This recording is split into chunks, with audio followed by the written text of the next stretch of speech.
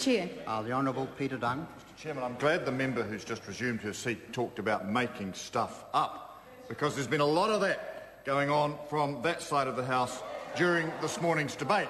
Earlier we heard from Sue Moroney, who talked about reversing the $9.1 billion of tax cuts to top income earners. And she says that's right, $9.1 billion of tax cuts to top earners, and somehow if you reverse that, you can pay off our $17 billion deficit. Well, I was somewhat taken aback by her claims, because of having been intimately involved with the design of the tax package over the last couple of years, the $9.1 billion figure came as a considerable surprise to me. Never heard it before, let alone in respect of high-income earners. So I went back and checked with officials exactly what would be the cost of reversing the tax increase or the tax decrease for those high-income earners, because I thought I might find out where the 9.1, the top 10%, where the 9.1 billion figure came from. Because if the member was right, then maybe there was merit in her argument. But I have to tell her she's slightly wrong.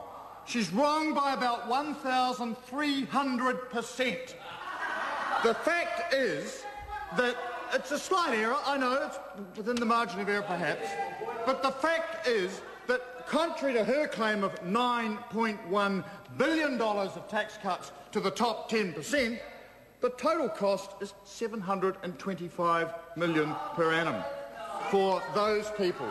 Yes, it is. So the member talks about a $9.1 billion tax windfall for high-income earners.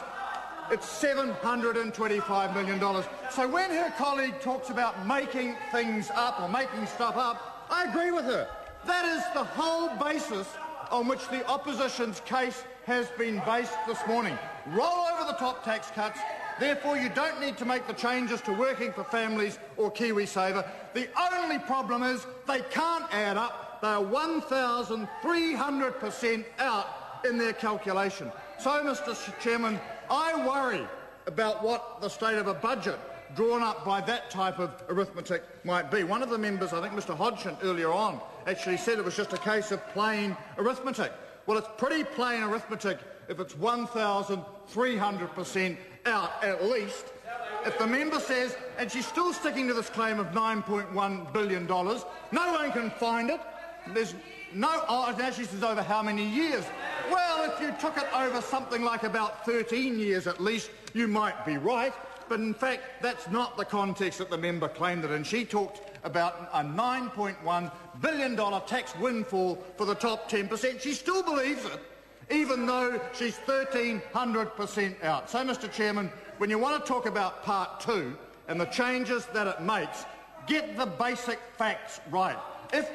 She says, if the claim is that Part 2 is only required because of the windfall tax gain by top income earners, then the figures should at least match up. They shouldn't be 1,300% out, as the member claims, because that simply destroys any shred of credibility that there was to her argument and to the worthy cases being mounted by all her colleagues this morning.